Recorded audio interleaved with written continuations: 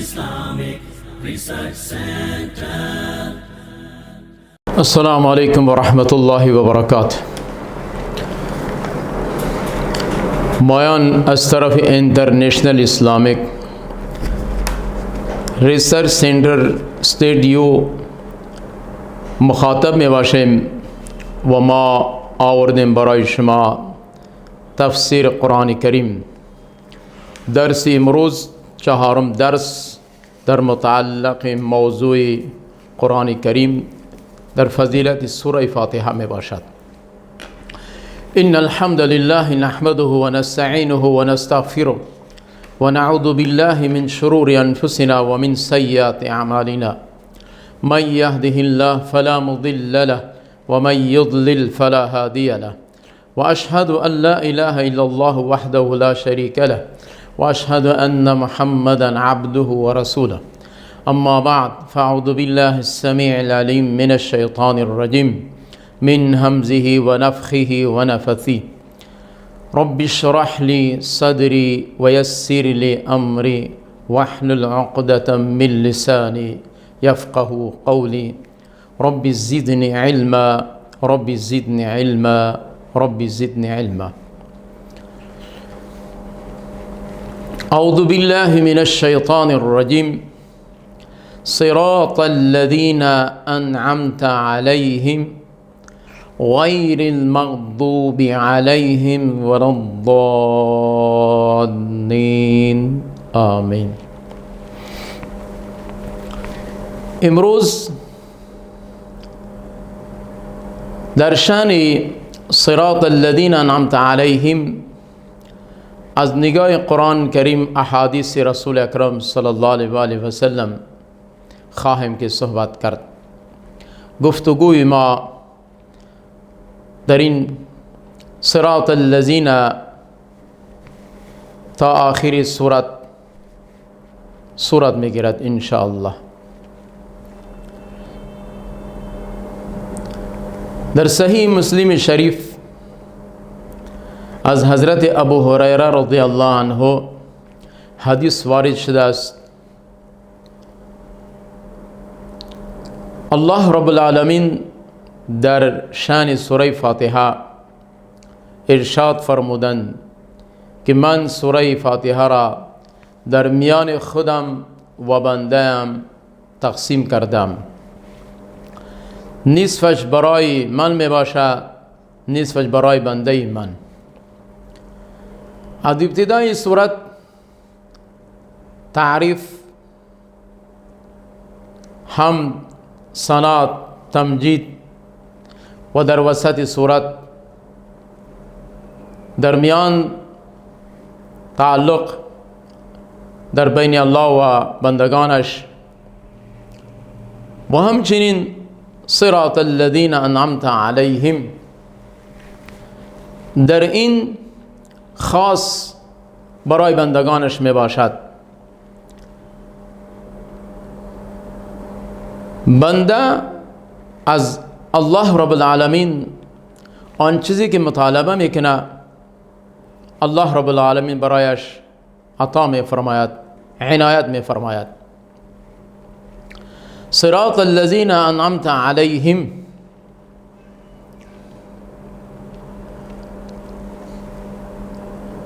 در آیاتی گذشته لفظ صراط المستقیم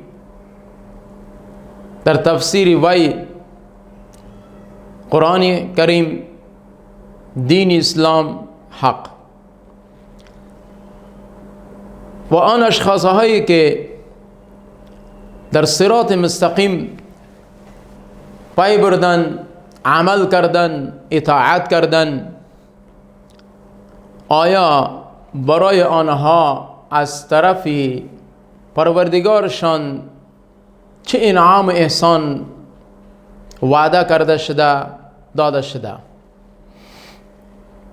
الله رب العالمین برای آن اشخاصها، کسانی که از خداوند طلب کردن به طور استدعا و دعا که اهدنا الصراط المستقیم، الله برای ما راه راست را نشان بده.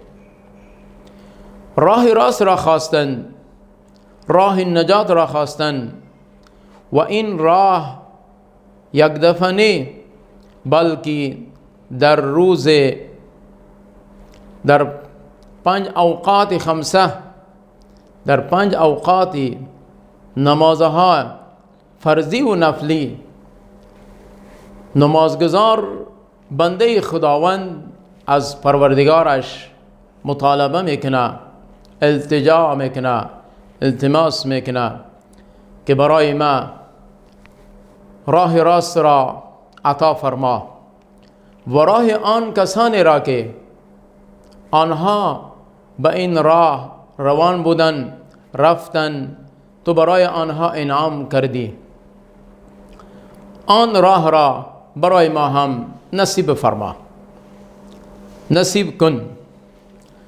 صراط الذین انعمت علیهم، راه آنانی که بالای آنها بر وی، بر ایشانان انعام کرده. آن انعام یافتگان کدام اشخاص ها می باشند؟ چنانچه در سورة النساء الله رب العالمین این آیت مبارکه را وضاحت نموده. تفسیر این آیت در سورة النساء: ومن يطع الله والرسول فأولئك مع الذين أنعم الله عليهم من النبيين والصديقين والشهداء والصالحين وحسن أولئك رفيقا. صراط الذين أنعمت عليهم، منعم علیهم اشخاص برای آن کسانی که الله رب العالمین انعام کرده است. 4 جماعت ذکر شده، از جمله 4 جماعت انبیاء علیهم السلام، صدیقین، شهدا، صالحین. نمازی، بنده نمازگزار، متقی و خداترس همیشه در هر نماز، در هر رکعت التماس وی، التجای وی همراه خداوند گفتگو میکنه و مطالبش این است که برای ما هم انعام بفرما، مرا برای آن اشخاص هایی که آنها برای صراط مستقیم رفتن، عمل کردن، همچنین مرا توفیق بده، هدایت بده، عنایت بفرما تا که ما هم دنبال آنها، به عمل کرد آنها پاسخ شوم، کامیاب شوم، عمل کنم. صراط الذین انعمت علیهم، این 4 جماعت منعم علیهم می باشند. برای اینها الله رب العالمین احسانات، انعاماتش ذکر کرده است که هر فرد اگر یقینا از صدق قلب، با هوش، با تواضع و عاجزی، با فهم و ادراک اگر سوره فاتحه را تلاوت میکنه، در سوره فاتحه انسان با همراه خالقش هم کلام می باشه، گفتگو میکنه. اما شرط این است که شخصی نمازگزار ترجمه سوره فاتحه را یاد داشته باشه.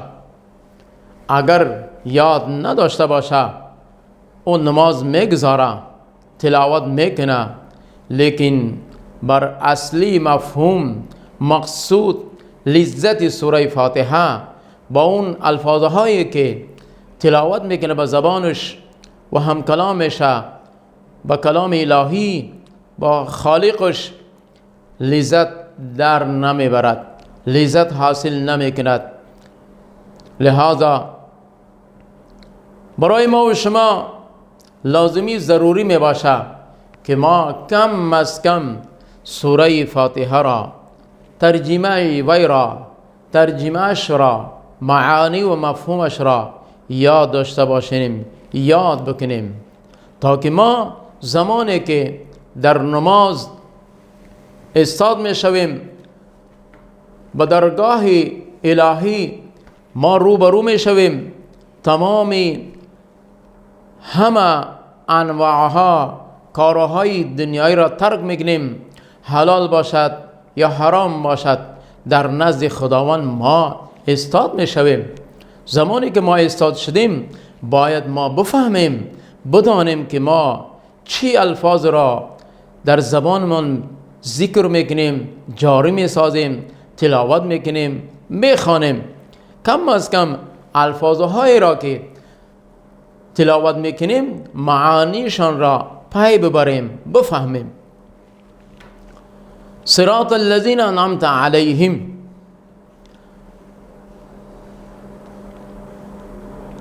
غیر المغضوب علیهم ولا الضالین، آمین. غیر المغضوب از نگاه صرف نحو، از نگاه صرف نحو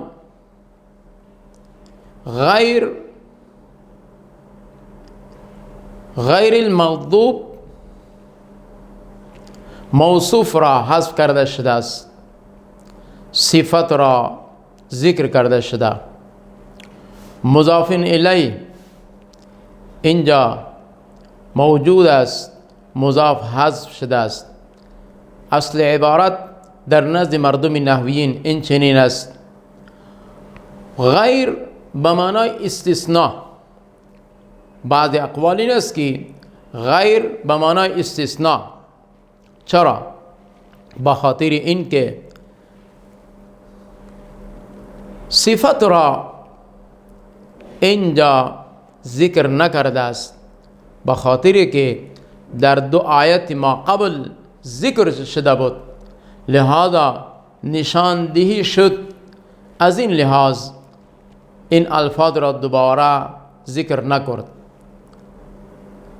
غیر المغضوب به این معنی غیر الصراط المغضوب، نرسته آن کسانی که بر بالای آنها غضب خداوند، قهر خداوند نازل شده.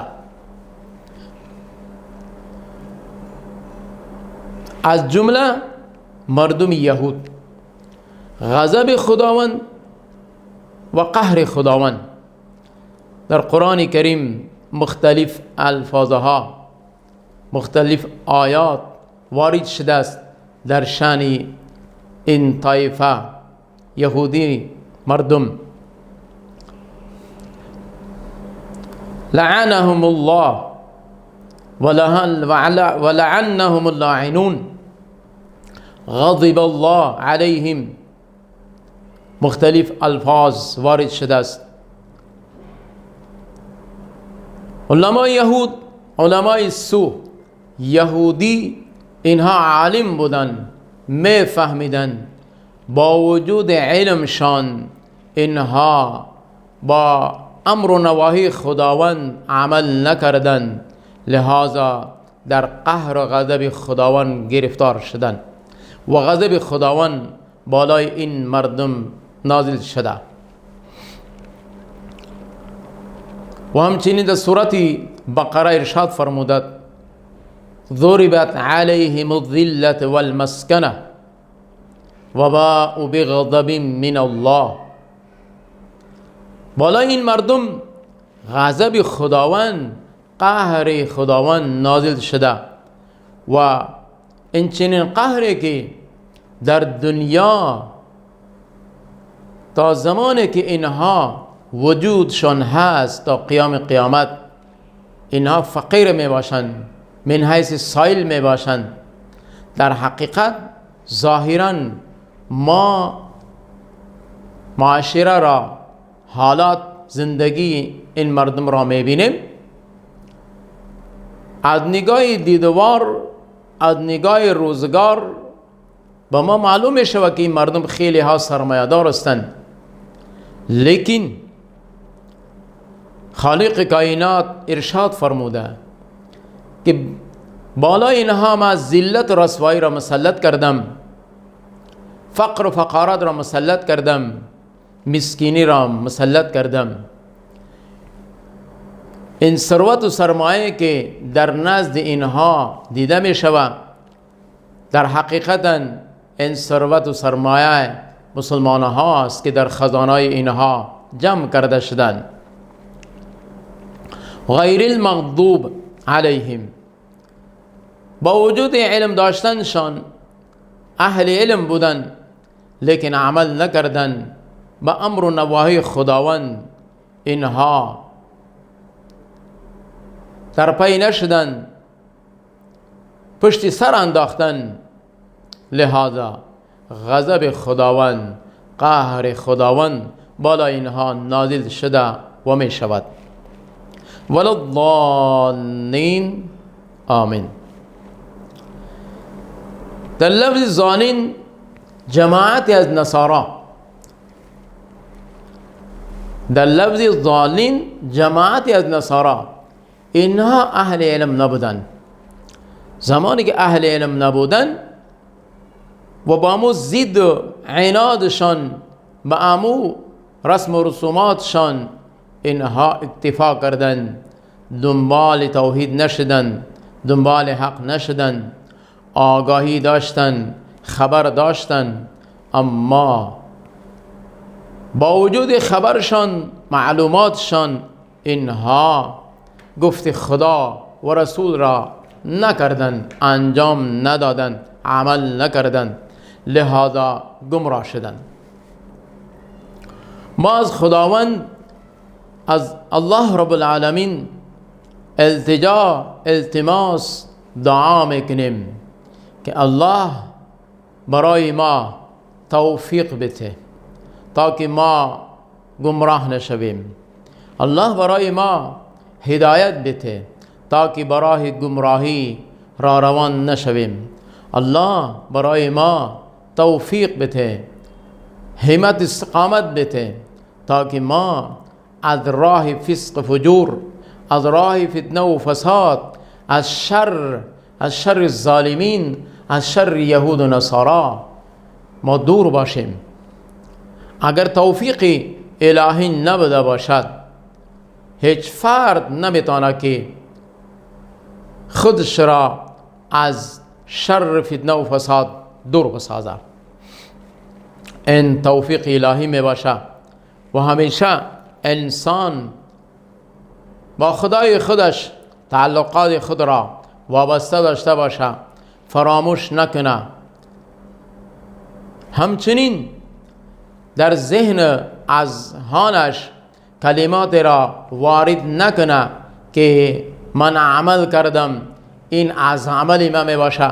نه خیر، هیچ ما اختیاراتی نداریم، هیچ فرد بشریت اختیار ندارد.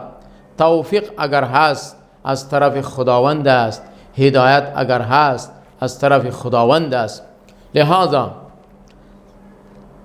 در نماز ما زمانی که این کلمات را، این آیات را تلاوت میکنیم، از خداوند پناه میخواهیم در متعلق این اشخاصها که ما را همچنین قسمی که بالای اینها غضب و قهر خود را نازل کرده و همچنین با جماعت دیگر از نصارا می باشند، آنها را گمراه کرده. اله العالمین، رب العالمین، احکم الحاکمین، ما را از قهر و غضب خودت محفوظ بدار و از گمراهی این جماعت که این گمراه شدن همچنین ما را محفوظ بدار. چنانچه آیت مبارکه است سورة آل عمران: ربنا لا تزغ قلوبنا بعد اذ هدیتنا. اوصاف مومنین، مرد موحد ایماندار همیشه در نزد خداوندش این دعا را التجا میکنه و ذکر میکنه: اله العالمین، احکم الحاکمین، بعد از هدایت دادن دل ما را کج نساز. بعد از هدایت دادن الله رب العالمین ما را به توحید استقامت بدار، اله العالمین بعد از هدایت با امر و نواهی خودت ما را مستمر برقرار بدار. اله العالمین توفیق برای ما عنایت فرما تا که ما اطاعت خودت و رسولت را انجام بدهیم. ولا الضالین، بعد از ضالین کلمه آمین می باشه. در آمین مختلف احادیث است وارد شده است که زمانی که انسان آمین میگوید، رسول اکرم صلی الله علیه و سلم از رسول اکرم صلی الله علیه و سلم سوال شد معنای آمین چی است؟ رسول مقبول رسول اکرم صلی الله علیه و سلم ارشاد فرمودند به معنای قبولیت است. لہذا آیا لفظ آمین ما جهران بخوانیم یا سرران؟ در این بعض اقوال هاست، بعض قول هاست که باید که لفظ آمین را با آواز بلند ادا کرده شود، چنانچه در احادیث وارد است که آمین زمان گفته می شود شخصی که تلاوت میکنه خودی از او آمین بگوید و دنبال از او اگر در نماز است مقتدیان از او آمین بگویند. لفظ حدیث مبارکه می باشه که آمین شما همراه فرشتگان اگر موافقت کنند گناه های شما را خداوند معاف میکند، گناه های شما را صرف نظر میکند، گناه های شما را میبخشد. چرا؟ الله رب العالمین این کلمه ادعیه را در آخر سوره آورده است من حیث قبولیت. بعضی از برادران و بعضی از اقوال ها است که باید که شخصی که تلاوت میکنه و آمین نگوید بلکه مقتدیان و دیگر افرادها آمین بگویند. لیکن یک نقل قول بعض اقوال می باشه، احادیث صحیحه این است که اگر امام است خودش آمین بگوید و مقتدیانش هم دنبال از او عقب اون پشت سر آن آمین بگویند. با خاطر این که این کلمه اجابت می باشه زمانی که در نزد خداوند این سوره مبارکه را تلاوت کرده شد، تعریف، تمجید، ثنا، گفتگو، بحث، مباحثه، مطالبه، دعا، احتیاجات، محتاج، این هم عاجزی، تواضع در نزد خداوند یاد آور شد و در آخر برادران اسلام، نمازگزارندگان، مقتدیان در دربار خداوند التجا میکنند اله العالمین دعای ما را، این التجای ما را قبول فرما. خالق کائنات دعای اینها را قبول میکند، اما عاجزی و انکساری، تزلزل در عبادت شرط می باشد. لیکن در معاشره ما در متعلق نماز انتهای سستی و کهانت می باشد. ما نماز ادا میکنیم اما سورتهایی که در نماز میخوانیم ما از معانی مفهومشان آگاهی نداریم. سوره فاتحه انتهایی مختصر و دارای فضیلت، خیلی فضیلت دارد، چنانچه در خلاصه اول یادآور شده بودیم که بعضی از مفسرین چند عنوان یا چند شرایطی گذاشتن. خلاصه قرآن کریم توحید، رسالت، احکام، قیامت. توحید، رسالت، احکام، قیامت. و کسانی که قبولیدن و آن اشخاص هایی که نقبولیدن. تقریبا 6 انواع شد. همین 6 انواع در سوره فاتحه به طور اجمال ثابت می باشه. در مکمل قرآن کریم بحث که می شود از 6 انواع، همین 6 انواع که هست در سوره فاتحه موجود می باشه. چطور؟ الحمدلله رب العالمین الرحمن الرحیم، در این توحید ذکر می شود. از الحمدلله تا الرحیم توحید باری تعالی ذکر می شود، ثنا ذکر می شود، حمد ذکر می شود. مالک یوم الدین در این احوال قیامت ذکر می شود. ایاک نعبد و ایاک نستعین اهدنا الصراط المستقیم، در این احکام ذکر می شود. احکام صراط الذین انعمت علیهم، این اشاره به آن اشخاصهایی که حکم خداوند را و رسولش را پذیرفتن، عمل کردن. غیر المغضوب علیهم ولا الضالین، به جماعتی. همچنین صراط الذین انعمت علیهم در این دو انواع است، یکی طرف اشاره به طرف رسالت می باشه، دوم اشاره به طرف احکام می باشه. ولا الضالین، و در آخر این دو جز غیر المغضوب علیهم ولا الضالین اشاره به اون اشخاصها، به اون نوعی که گفته خدا و رسول را قبول نکردن، عمل نکردن، پشت سر انداختن. اشاره به طرف آن جماعت، آن انواع می باشد. ایاک نعبد و ایاک نستعین، چنانچه در خلاصه ما بیان کردیم که خلاصه قرآن کریم در حوامیم 7 می باشد و در حوامیم 7 به طور اختصار فدع الله مخلصین الا لله الدین الخالص و غیر آیات می باشد وارد شده است. خلاصه آن حوامیم 7 در ایاک نعبد و ایاک نستعین وجود دارد و یک نامی از سوره فاتحه به نام ام القرآن یاد میشه.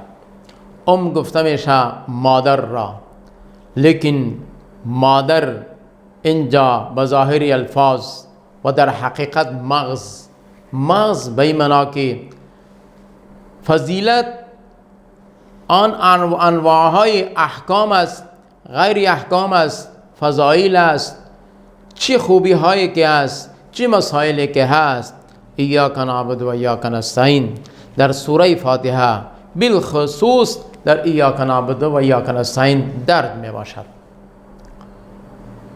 به طور اجمال سوره فاتحه انتها مختصر صورت می باشد، اما از نگاه احادیث فضائل عظیم در شأن نماز اگر زندگی بود انشاءالله در درس آینده صحبت میکنیم.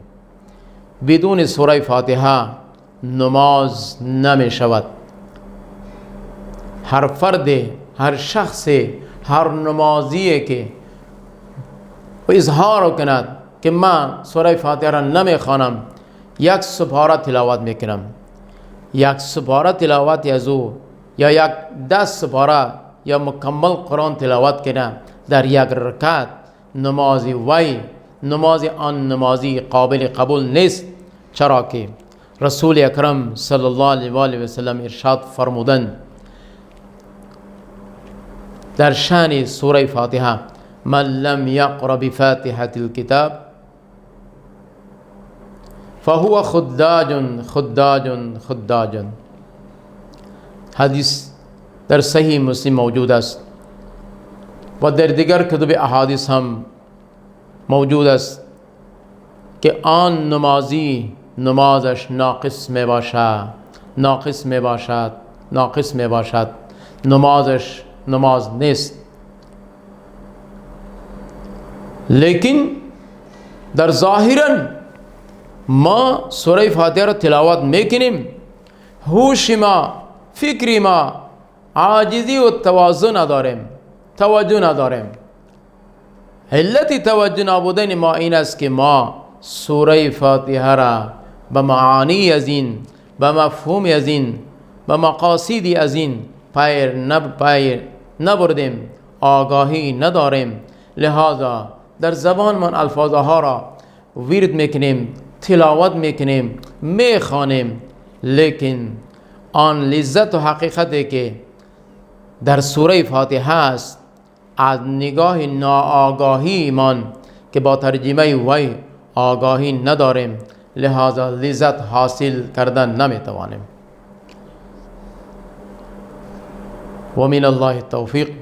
أقول قول هذا أستغفر الله لي ولكم ولسائر المسلمين.